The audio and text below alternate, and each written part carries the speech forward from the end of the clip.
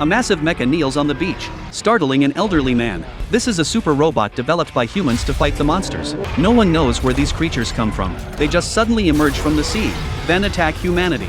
They are as huge as mountains. The first monster took 6 days for humans to defeat. By then, it had already destroyed 3 cities, killing millions. The second monster appeared 6 months later, followed by the third and the fourth. Humans could no longer sit idly by. For the first time in history, the entire world united, pooling resources to build giant robots. With these steel giants, monsters could finally be killed the moment they appeared. But there were just too many of them. No matter how powerful the robots were, they couldn't withstand wave after wave of attacks. And the pilots, carefully selected through rigorous trials, began to fall one by one. So the world started building towering walls again to defend against the monsters. The man is a wall builder. One day, he sees the news. The giant wall in Sydney was smashed in an instant by a monster. Years of hard labor by countless workers had been for nothing. People were in despair. That day, a general appears at the crumbling wall. He is looking for the man to invite him back to the battlefield. The man used to be a mecha pilot. The mecha kneeling on the beach is the very one he and his brother once piloted. 5 years ago, his brother was killed in action.